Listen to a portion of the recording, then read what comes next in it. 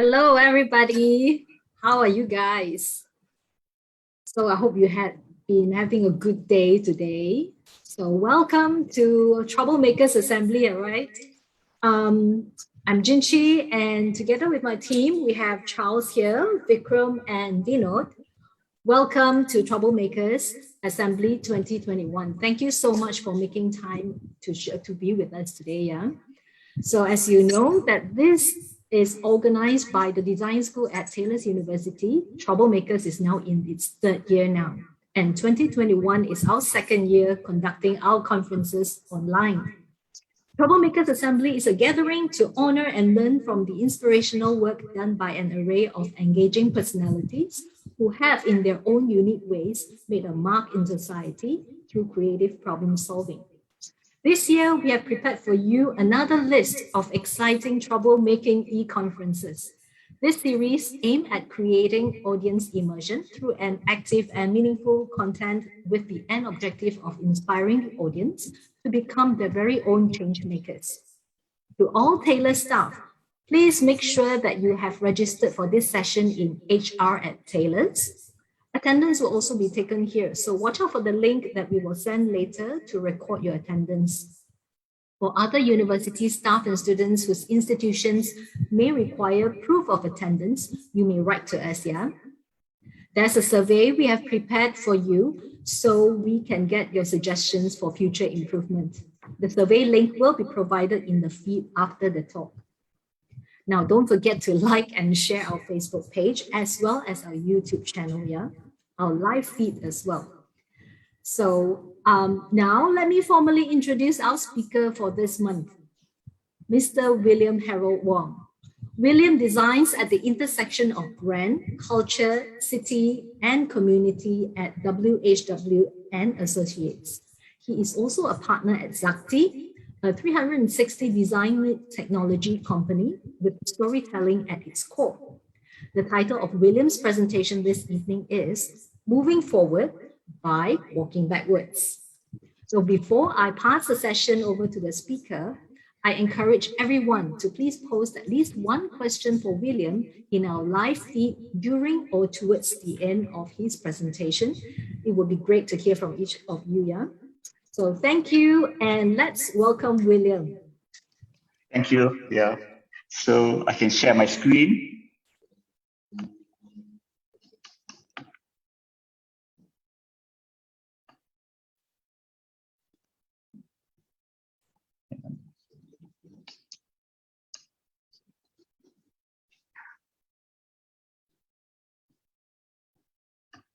Okay.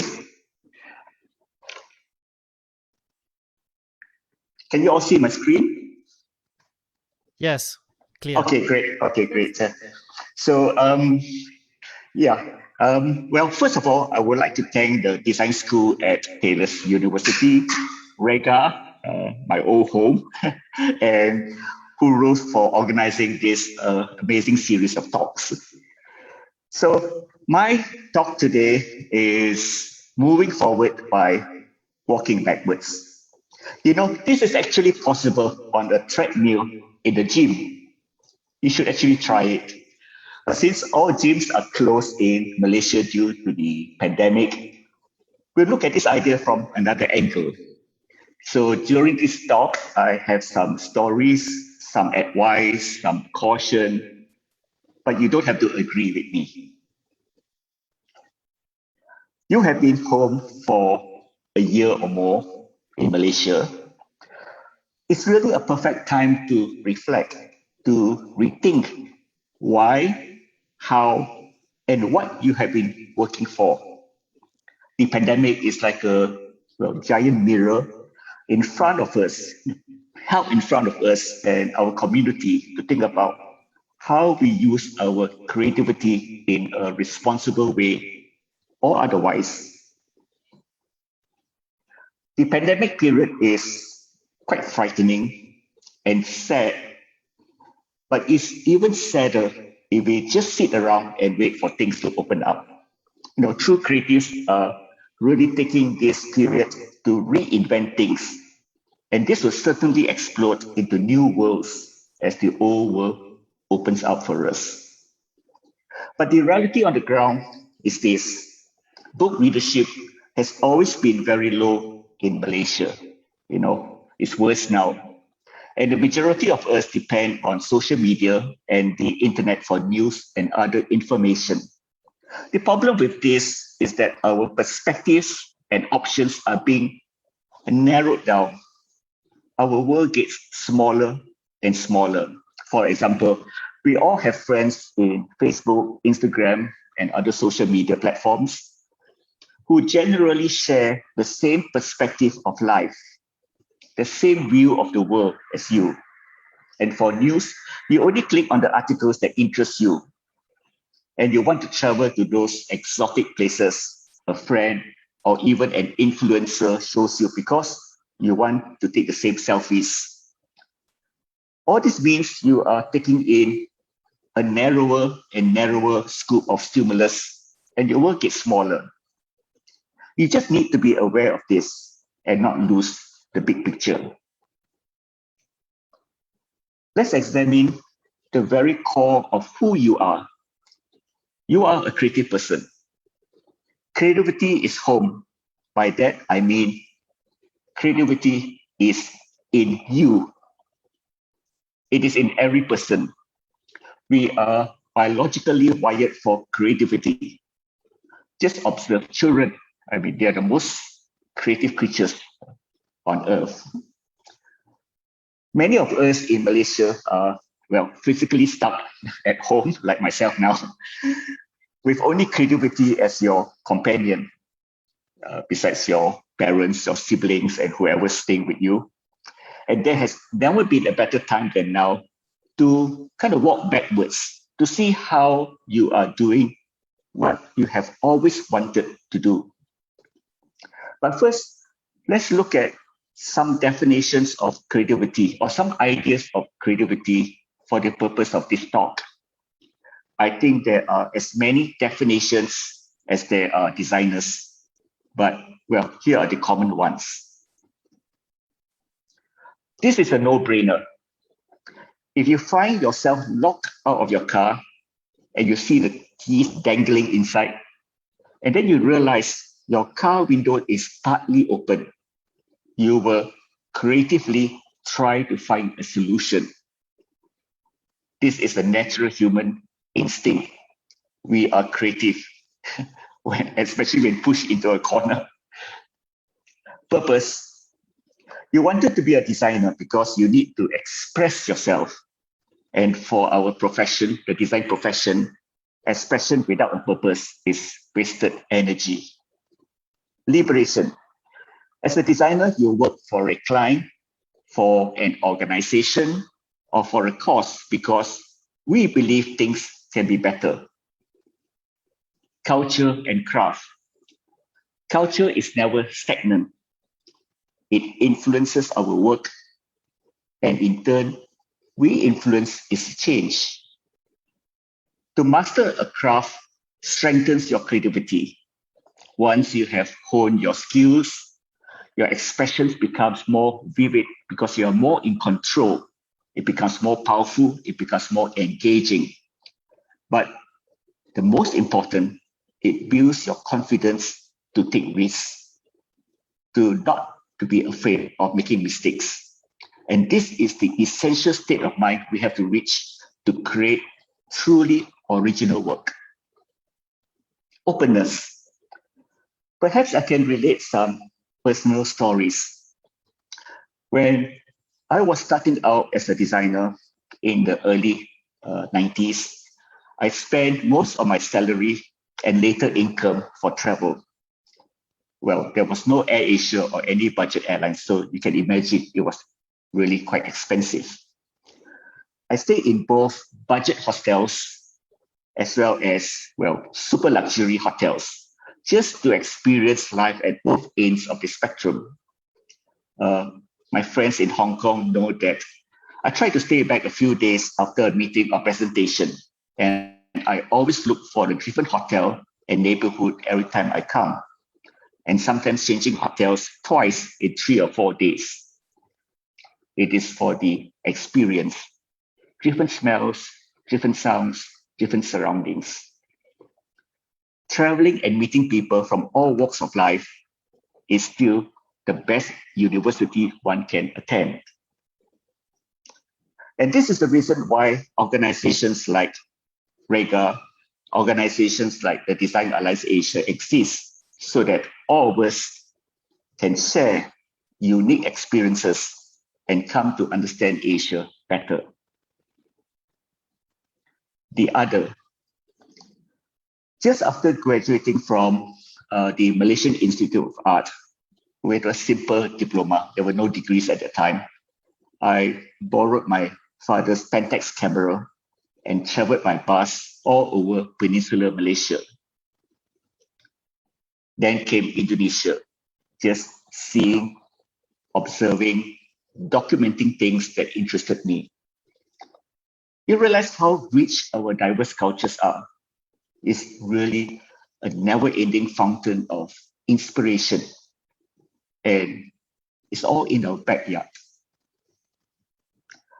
2 or 3 years ago, there was a controversy, an uproar among Chinese parents in particular, that Jawi is the localized adaptation of the Arabic script, was to be introduced in our schools. Of course, one can understand the anxiety parents have about the imposition of religion on their children. But Jawi is not religious. It is simply a written script, and a very beautiful written script. I came across this small book you see on your left, printed in 1953. The image is interesting because it presented a vision. The image is that of a couple witnessing the modernization of the country, progressing from a wooden house to modern apartments, all powered by industrialization. It's a story of every developing country, and this is a story of Malaysia. The Jawi script, you can see here, reads Melihat Terang, or a rough translation is seeing the light, seeing a future that is bright and optimistic. And I use this image to announce the Design Alliance Asia event in Kuala Lumpur, because it was very meaningful as we see how Asia is progressing. Many months later, I was walking along Jalan Sultan Ismail and saw this empty space, the photograph on the left, behind the HSBC Bank, where a building has been demolished, leaving only the protruding rods that used to attach to its walls. I was really interested in these rods. They look as though they were waiting, hoping for a brand new building to be attached to the old. I was asked to do a poster for South Korea, and so I took this image and I added the Jawi script, as you can see on the right. Seeing the light, and this was a typographic device to express the ongoing discussion about the urban renewal and the sustainability of a city. And I thought it could be very best expressed by just this very simple typography. Authenticity. Your perception of the world and how it influences your design can be traced back to your roots. Everyone has an authentic self, and it is very important to seek this out, no matter what your age is. So let me tell you a little bit about my background. I was born and raised in Seremban. This was my great-grandfather's house. As you can see, he was very rich. He owned rubber plantations. He started the first bus service between Seremban and the seaside town, Port Dickson. He had the Fiat motor car franchise for Malaya. Fiat at the time was as prestigious as Mercedes-Benz or BMW. And he supplied all the tires for the first motor cars coming into the country. However, he died before I was born, and I was never allowed to go into this house. They told me it was haunted. across the road from his house, my great-grandfather built 12 houses, and that's where I was born and raised. House number 1, which is on the extreme right in the photograph, was occupied by my grandparents and mother. Being the first house of the row of 12 houses and not an in-between house, we had the advantage of windows all along one side. So the interior was bright and cheerful, full of light and flowers. My grandfather was in London for 18 years to study law, but he never graduated. I guess he was just a rich kid. It was also a Christian house, to be precise, Roman Catholic. To be a Christian in those days meant that you were considered modern. At least that's the perception of the family. But actually, we never took it seriously. The house had beautiful Bohemian cut glass and many very expensive imported food products from London, England. And that's where I first saw English typography, which were later greatly influenced my work, were influenced my approach to type and letters very considerably. House number 4 was rented by my father and grandparents. My parents were essentially a poor boy who married the rich girl 3 doors away. My father's family was very poor. The house was dark but not gloomy, and it always had the smell of incense from the joss sticks. Unlike the Christian house at number 1, house number 4 was a Taoist house. I remember my grandfather was always sick. I have this image of him lying on the rattan bed in a dark corner in the living room. I think he was into opium. I lived in both house number 1 and house number 4, and later mainly in house number 4 to accompany my grandmother, who became very lonely when my father left for Australia to study accountancy. So you can see, I was already immersed in 2 completely different cultures when I was small. And just a stone's throw from our houses was a very, very small gurney library where all the British civil servants and family hang out. I was underage. I was actually not supposed to enter or to be allowed to go into the library, but the British librarian let me in because I was, well, just the neighborhood kid. On her desk was a ball on the stand. I remember asking what was that. She told me it's a globe of the world. And she told me, you are here. And then she turned the globe. London is here. I didn't really know what she was talking about. And I remember saying, oh, Malaysia was in the 50s and 60s was a very carefree period where people of different ethnic backgrounds mingled much more freely than today. My grandfather from house number 1 regularly hosted big dinners. Around the table were Chinese merchants, Indian supervisors from the rubber estate, Malay and European civil servants. It was the last years of the British colonial government, and our Chinese, Malay, and Indian neighbors. I also remember a Jewish and a Sikh family that dropped by regularly. This intercultural Malaysian experience is our real strength. And if you want to put it on a commercial perspective, you can call it our competitive edge. When I was working on an exhibition for the Etihad Museum in Dubai, I heard the story of a strained working relationship, a very difficult working relationship with a foreign design company. The foreign designers were too direct, they were very demanding, and they were, in a way, insensitive to the culture. And I assume that we, coming from Malaysia, having to interact with different cultures all our life, was a much more friendly partner.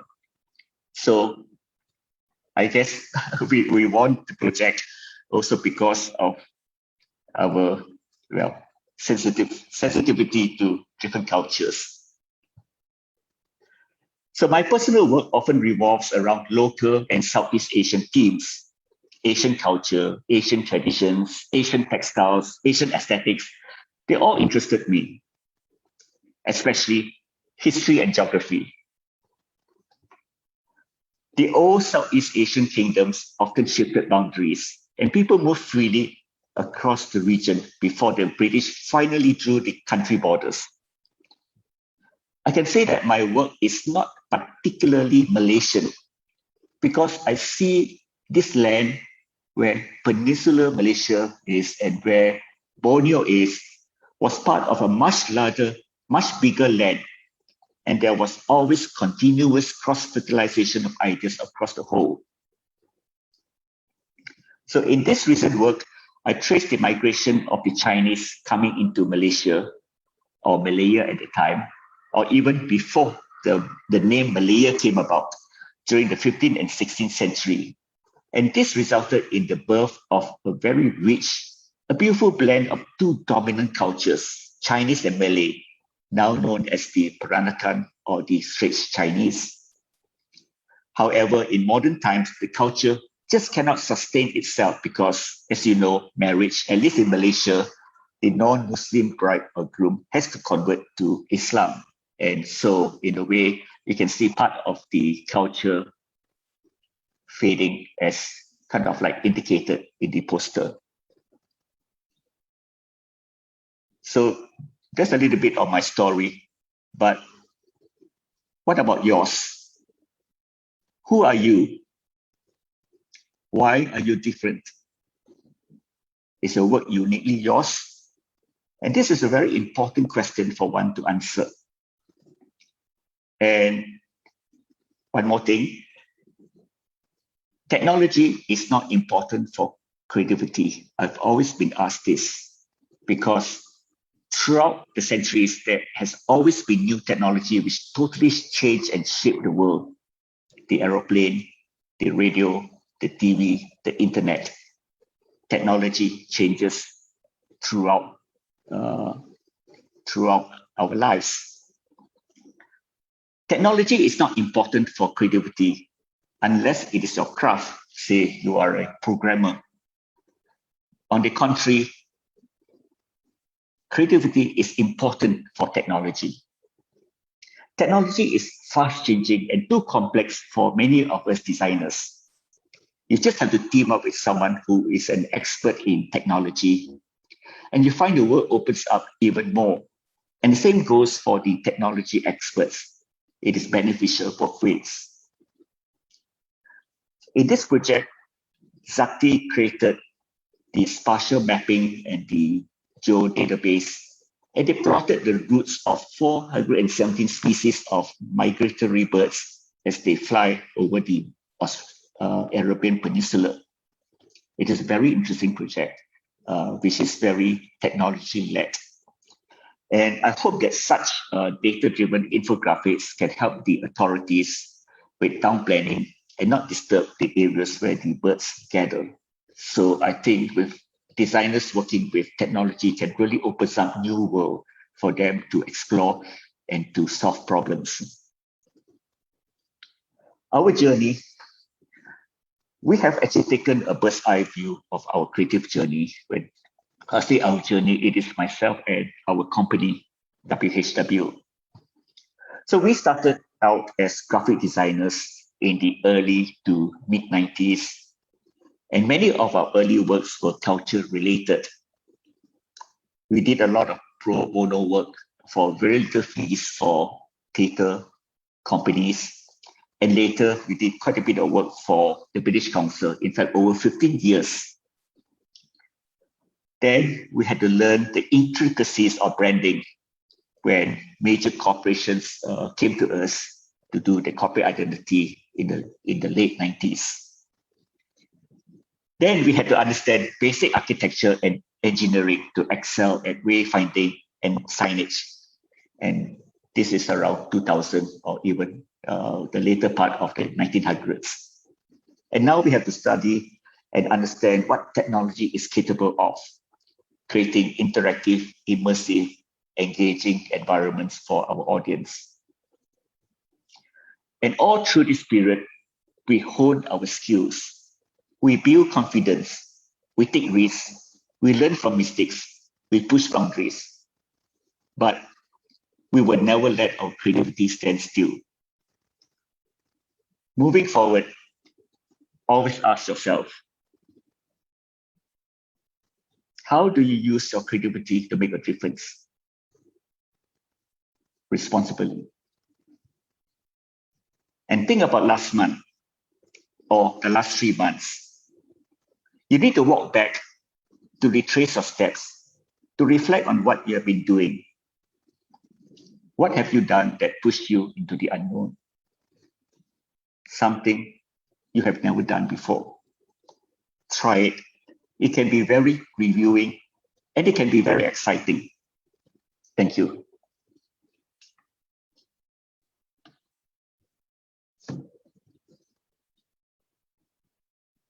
Applause. Lots of applause. They probably assume you can't interact with the audience.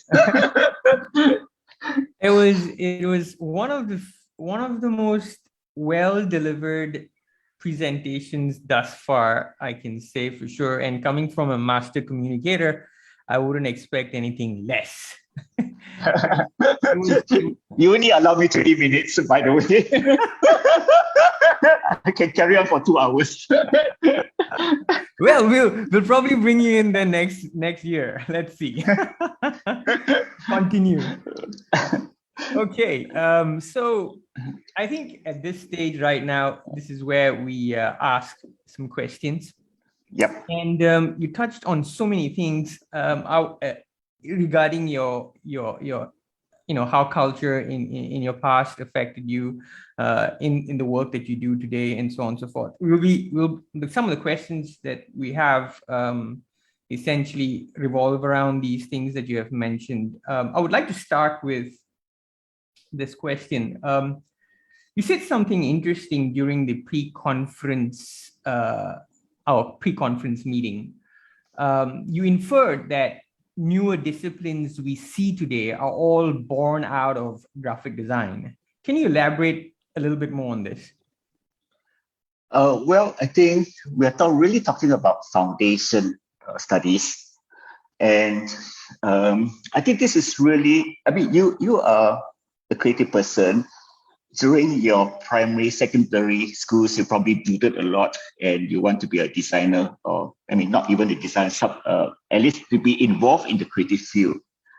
And like I say, that you need to really hone some skills.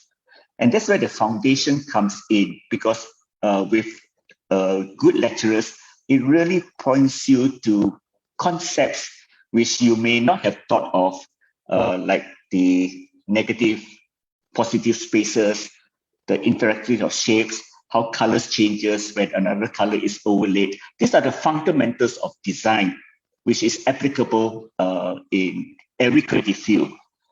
And also the techniques of drawing, of observation, of perception, of interpretation. So these are very vital skills which everybody needs. And I'm quite sad to see that a lot of young designers don't know how to draw. And that is a shame, because by using your hand and by drawing, you actually kind of like activate your chi within your body. It's like, when you do martial arts, when you do breathing exercises, that sense of drawing on paper, of moving and circling and putting dots and lines is very important to your overall body well-being and your mind. And your hand is really connected to your brain, and it kind of activates everything up there. So it is this exercise which is very important for you to develop as a very competent, as a very visionary designer in that sense. And of course, you make mistakes. You have to learn from mistakes. And you have to hone your skills so that you're more confident to take risks. And that is the key to creating really original works or designs. It is interesting you say that, because the trajectory that seems to be, we get more and more students coming in without that basic fundamental understanding of using their hands draw. And our curriculums, unfortunately, also do not cater to that aspect, simply because we want to put everybody on a conveyor belt quickly so that they can grasp the necessary skill sets that are that in the form of softwares. However, that fundamental skill set to connect your brain to your hand, that cognitive development is today lacking. And it is a shame, but it is a tough sell. Well, I think every design college is facing the same problems, because I think the time required to learn computer skills is immense. How much can the school teach? And the school can only teach you the fundamentals. So even 3 years is not enough. 4 years, doubtful. 5 years, maybe. But then after studying 6, 7 years, you come out, you don't earn like a doctor. That is a problem. We have a question from the floor. I mean, this is a bit of a sidetrack, but I think it's a relevant question. I love sidetracks. Okay, this question comes from Dr. Sharifa Munira Alatas, who was our former speaker. Oh, wow. Hello. Fantastic. And her question is, how can designers link creativity with governance? We are supposed to reflect during this pandemic. So how can designers contribute to better governance, given our dishonest, toxic politics and corrupt politicians? Great. I'll save money to bail you out. Okay.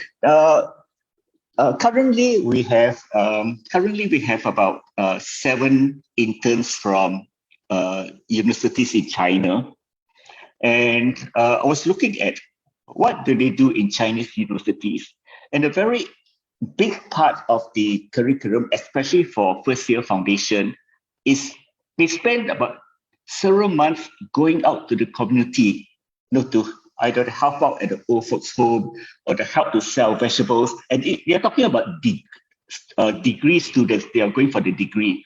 So I think this process gives them a sense of empathy, to really go on the ground and to really see the suffering as they are. To see suffering on YouTube and to see suffering in real life is two completely different things.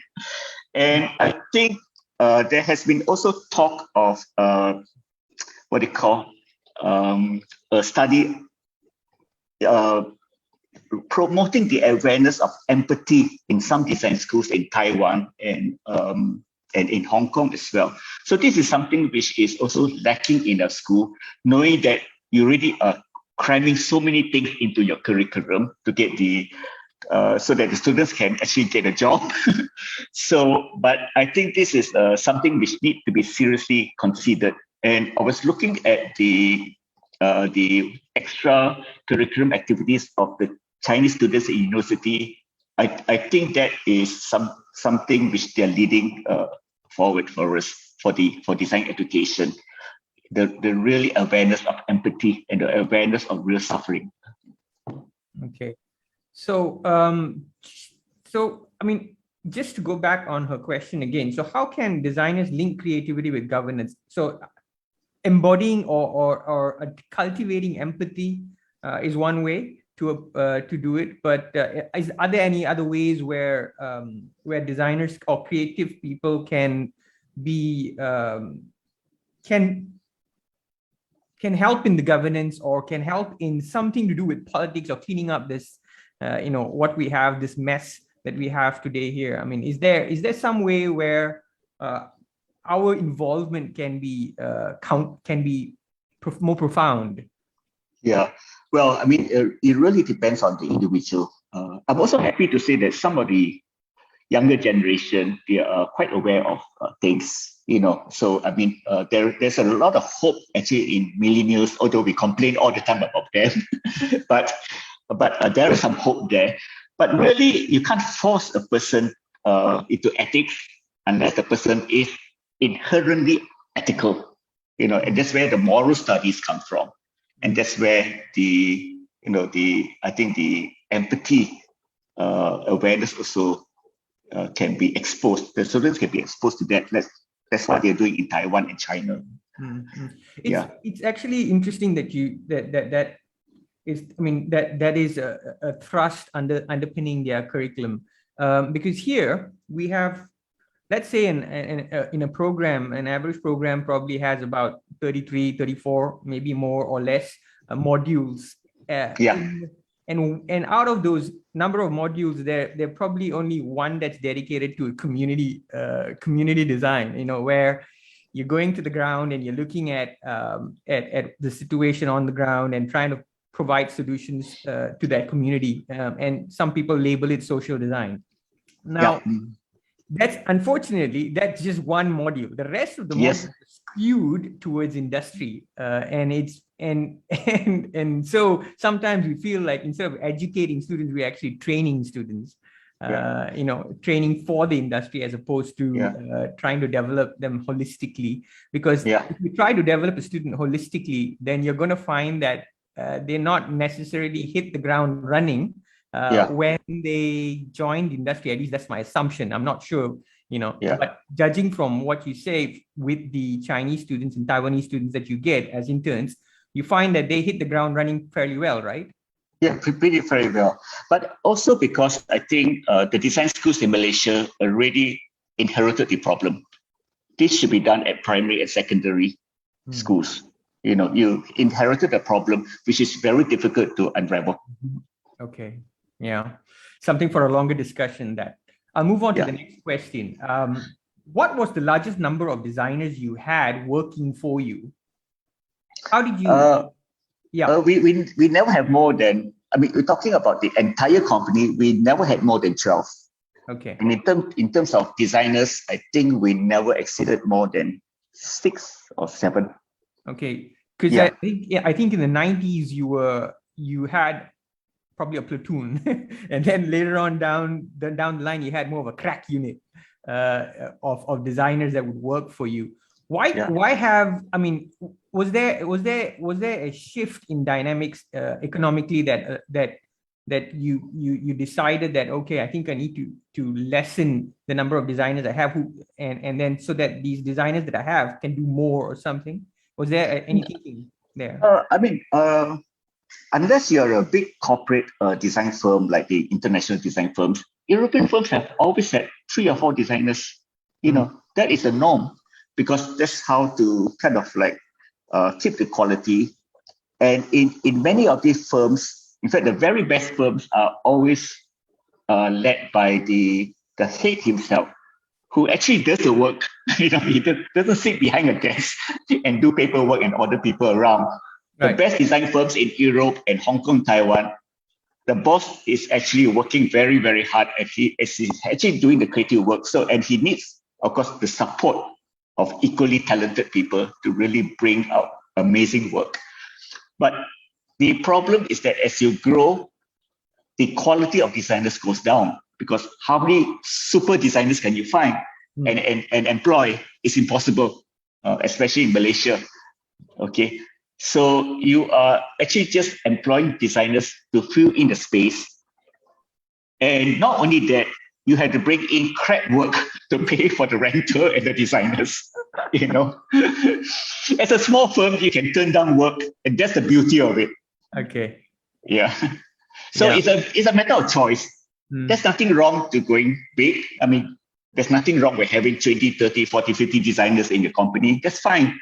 You fulfill a certain niche in the market, the big corporate work, the work which needs a lot of a very intensive coordination between various team members. Or you can be small and do really fantastic work and be recognized for it. It could be a 1, 2, 3 man company. It's really an individual choice. It's not right, it's not wrong. Right. Okay. Thank you. So I'll just move on to the next question. What is it that gives you such longevity in graphic design, where it is notoriously known for, that it is notorious that people burn out very quickly in this discipline, because often it is a young person's sector or thing. And so you find there's always the case where you find, most senior designers, they just drop off, and they are no longer as heavily involved. But in your case, it's not been the case. You seem to have a longevity, and you seem to be, in my observation of you, you're there every morning. You're 24/7 on it. You don't seem to get burnt out. What's the secret here? Because I can't find other jobs. No, I think, there is commercial work and there's personal work. You have to balance the two. I think, and you need to have an interest in life. You need to have a passion for something, not necessarily design work, something. It could be, cats, it could be movies, it could be something. And somehow, I think the most successful designers are those which produces work and attract clients, which kind of like it's a like-minded thing.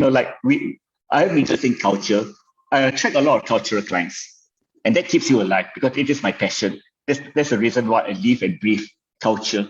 And by doing that and being and the word goes out and people see it, more of this comes to you. So it's not necessary that a designer must be in the design field or creative field all its life. You can find your passion anywhere. You can be, like Singapore, you can start a florist and be a fantastic designer florist, and be very successful.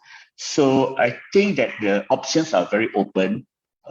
Designer having learned the basic fundamentals of problem solving, of seeing the big picture, of really knowing how to strategize and how to organize, can do well in any field. You don't have to be in design to do it. You just follow your passion.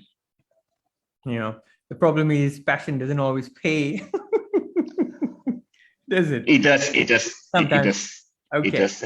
Yeah. Okay. Another question. Stefan Segmeister in an interview likens happiness to a carrot. Yeah. And an evolutionary state that prompts one to continuously develop. Yeah. He gets this notion from an essay by Daniel Nettle, Things I've Learned in My Life. Yeah. So my question to you is, what makes you happy? It's a broad... Well, avoid things that makes you unhappy. Right. So I suppose the more specific question is the kind of work that you do keeps you alive, I suppose, and keeps you. But are there specific instances in the work that you do, or in the reason you get up every morning that leads to certain kind of happiness? I never really thought of it that way, because sometimes work may not create happiness, but you got a responsibility to get the work out because you're helping your client, you're helping the organization, you're helping a cause, and it's serious work. Okay, your happiness comes when you have actually achieved some success for this client or organization or cause, and that's where I think that happiness is very deep. The other happiness is, of course, running my own company. I'm allowed the time to do my own special projects and so on. That keeps you going, really, because and actually now's a very interesting time because the pandemic allows us to rethink everything. It's like a clean slate, There's a new world which is going to come up, and we hope that it'll be a better world. So there's a lot of work, and it's a very, very exciting time. Though, admittedly, it's a very sad time, knowing that the casualties and so on. But designers have a responsibility to make things better when the door finally opens up. I remember when I first started, so for the audience out there who doesn't know, I used to work with William for about 2+ years. Now, I remember, I think in 2000, when the internet connection, there was this connection called the ISDN. Yes, that's right. Yeah. I think you remember that it was supposed to be faster than the other connections out there, and everyone was Yeah. talking about Yeah. remotely working, and the Yeah. imagery that was that was put out there was people sitting on their laptops, Yeah. on a beach, and they're working. Yeah. It's kind of funny that it's taken us like X number of years, 20, almost 2 decades to get here. Yeah. What I mean, with faster internet speeds, but also this pandemic to Yeah. actually make people work from different places. Of course, they're stuck at home, but Yeah. Yeah. now it seems to be more realized now. Yeah. Yeah. Actually, the technology is still very primitive. When you're talking about, Zoom is very primitive. Yeah, Sure. I think we are coming to an era where we have gesture, we have holographic meetings, and so on. So a lot of things are going to happen over the next 5 to 8 years. Right. Yeah, you could be standing on my desk, a holographic replica of you. So back to Star Wars. I suppose Yeah. holographic image of Leia. These are already Yeah. they're all there already. Yeah. It's just commercializing it. Yeah. Correct. Okay. So you have to understand that Zoom right now, how we are working, is actually very primitive. Right. Agreed. So you also in the pre-conference meeting, you mentioned something. You said you suggested that graphic design is underrated. Why is it underrated? Well, graphic design is the fundamentals of everything, of all creative. Maybe the word graphic design is not the right word to use, but the things we learn in graphic design, they're the fundamental principles of the world. And maybe graphic design is still perceived as something which leads you to a job, or something which this kid loves to do, and something. But the things you learn, the problem solving, the helicopter view of everything, these are very, very important skills for your future life. Okay. That's because it's interesting conundrum, because I always find it very difficult to define graphic design. If you were to define it, how would you define it? I think about 20 years ago, along came the word visual communication. So that is more appropriate to what we actually do, Right. Yeah, I agree. You have been in a rather reflective mood lately, reminiscing about past work and experiences on your LinkedIn posts. And interestingly, your title for this conference seems to reflect the similar sentiment as well. Yeah. So what's prompting these posts on LinkedIn? Because I'm bloody well taking out my history to write a book.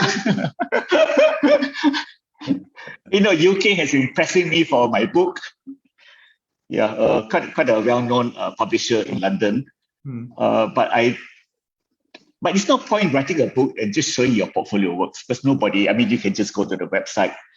I think the book which I am attempting to write, and it's becoming very difficult, is really how my designs over the last few decades is kind of like connected with the rise of Asia. Because I've traveled a lot, and the things I see in Malaysia, Indonesia, Laos, Vietnam, in a way has reflected quite a bit in the evolution of my work. So the book which I'm writing is about me, about the company, but it's also about Asia, the change in Asia. And it's a very difficult book to write, I'm sure. So, and the easiest way to do this is to do little pieces here and there. So I do little pieces in my website, I do little pieces in my LinkedIn, in my Facebook, so that at least I can get started in small steps somewhere, Rather, I don't have the luxury to go like 3 months on the beach to just think and write the book. So small steps, I will compile all this information.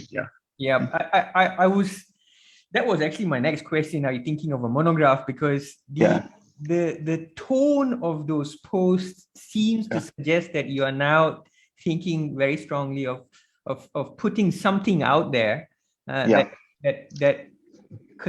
collects all these experiences together, but it's interesting to see that you're trying to do it in a slightly different way.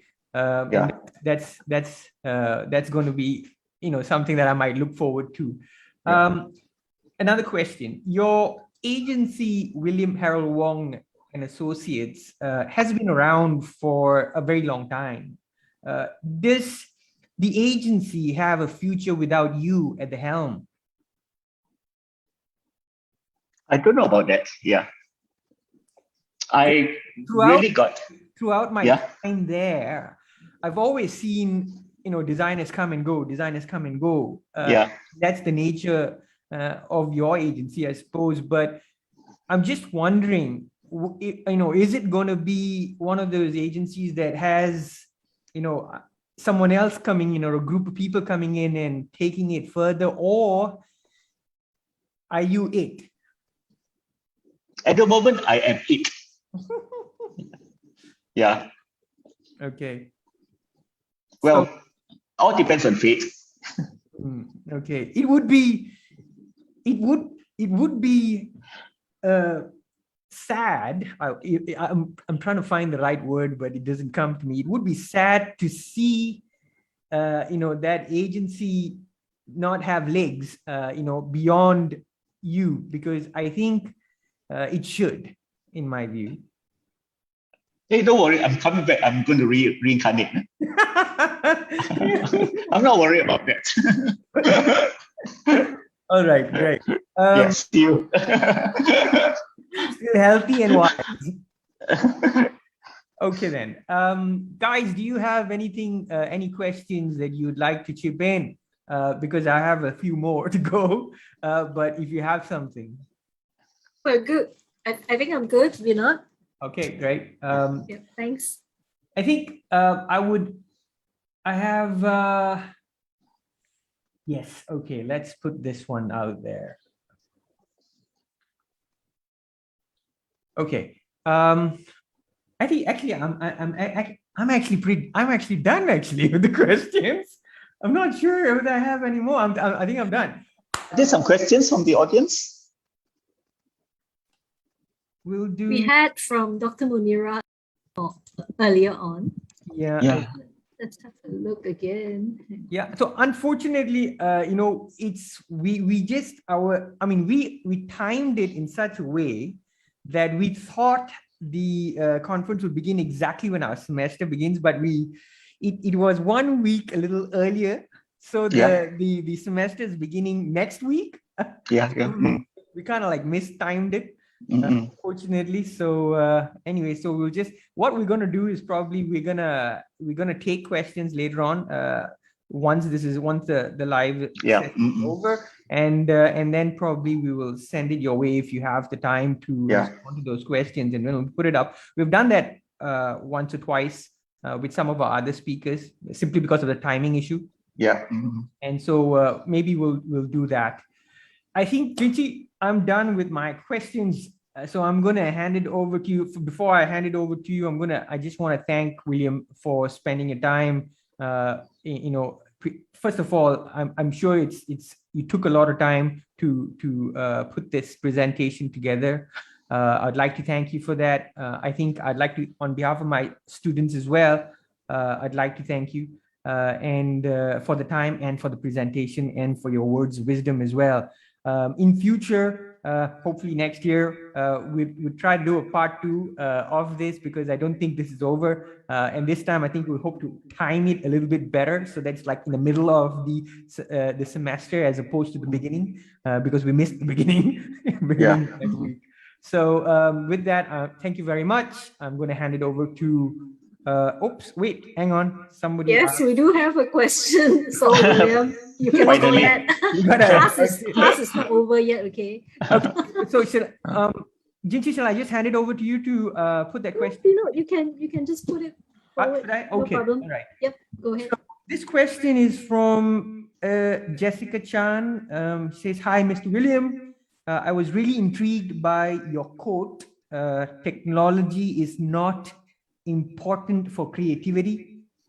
And I would like to ask, what do you think about designers who are focused on learning multiple skills at once, like, for example, video editing, UI, UX, augmented reality, virtual reality. There was a job requirement that went viral for demanding designers to learn a large set of skills. So I think what she's referring to is, we've often seen this in job postings where the posting asks for a graphic designer or asks for somebody, and then they require you to have UI, understanding of UI, UX, photography. It's like the need for a very hybrid, more skillful, skill-based designer, where they can handle a whole bunch of things. It's like all-in-one designer. Yeah. So sounds impossible. But technology, if we are really involved in like the programming, UI,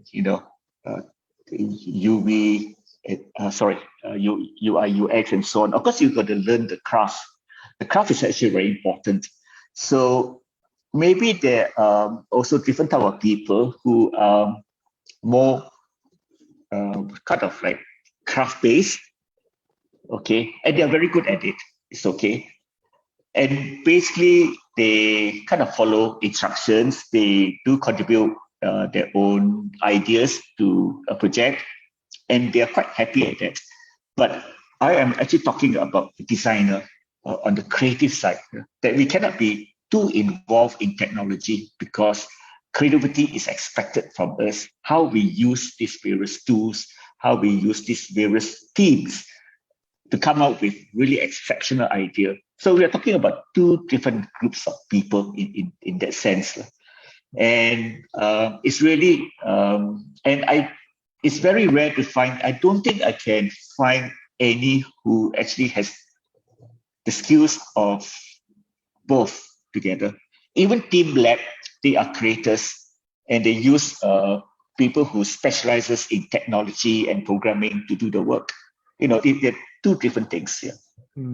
So I suppose this notion of a hybrid designer or a multidisciplinary designer, is that notion have no basis? Well, I mean, of course, the company will look for the best market. That you pay 3 for the price of 1. And it's possible because actually most of the software, they are kind of interconnected, they're not like different disciplines like performance, like singing, they're all interrelated. And I suppose that one person who really goes into craft will easily master quite a few software and quite a few UI, UX things and so on. And that's fine, yeah. But whether he can also produce like really like extraordinary ideas, I doubt it. Yeah. That requires another person. We had this, because our programs in this university generally goes through an external examiner's review of curriculum. So we invite either in the form of, academics from different universities, like for example, RMIT, which used to come to our university and look at the output. First of all, look at the curriculum, but also look at the output of the program, and then they would give their take on what they think are the issues ailing the program, and then we would take steps to better it. And one of the things that we often saw or heard was, so in the earlier days, the previous avatar of our current program is a single program that has different specializations. But before that, we had two programs. One was it was called a interactive multimedia kind of program, program. Another one was graphic design, graphic communication design. And the constant issue that used to crop up was that the students that went into the interactive multimedia design program were very skillful in their use of technology, but were lacking in design sensibility. That's obvious. Whereas the students in graphic communication were very the output was beautiful or graphically sound and design wise beautiful, but technology wise not very experimental. Right, they didn't go beyond their comfort zone technology wise, and so we tried to address this problem with the current program, where we try to merge different types of skills in the first year. So students, irrespective of what kind of specialization they would choose, they would try to do a little bit of animation. They would try to do a little bit of craft or design principles. They would do typography, advanced typography, and so there's this melange of different types of disciplines that they are exposed to, at least in theory, in the first year, and then that would hopefully create a slightly more rounded individual, and this was our attempt to solve a problem, because we were also looking at the question that the Jessica put forward, which was essentially employers looking for designers that could do multiple skills, that had multidisciplinary skills, or rather, ability to use different softwares. And that was our attempt to solve that particular solution. And I don't know. I mean, it has completed a 5-year cycle, and so we are seeing more students. The number of students in terms of admission has increased. However, we don't know it'll still take time for us to understand the impact we would have out there. So we are hoping that we are producing students that are a little bit more rounded, but we don't know for sure yet. Yeah. Anyways, sorry. I went on a. But that was interesting. It's interesting. Yeah. Okay, so Jinchi, and if there are no other questions, I'm handing it over to you. Okay, thanks. Well, I believe there will be questions coming in, like you said, Vinod. If there are any more questions, we can just take them, and then we will compile them and send it to William for him to reply one by one later on. Yeah. Thanks so much, William. It's really nice. I was like so, into when you were showing pictures of your growing up days and all that. It was really very engaging. Thanks for making that preparation. And for sharing so much with us. I also want to thank everyone who's with us today. Thank you for making time. It's good to have you. And join us again in September, on September 24th, for our next speaker. Thank you so much, William. Thanks to my team as well. Thanks, Thank you, Charles. Great. Thank you, William. Thank you, William. Yeah. Okay. Thank you. And thanks everyone for joining. Bye. Bye. Take care. So thank you everybody for watching. These are the Troublemakers. Thank you, Dr. Jinchi. Thank you, Vinod, Vikram. Yeah, we'll see you again. Next week, Tanzi Hao. Next speaker. You mean? Our next speaker is Tanzi Hao. So Tanzi Hao. That's right. Yeah, so I'm just gonna switch over to the screen right now in FB Live, but in YouTube, right? So we're gonna just mute ourselves, so you guys gonna see our names and stuff.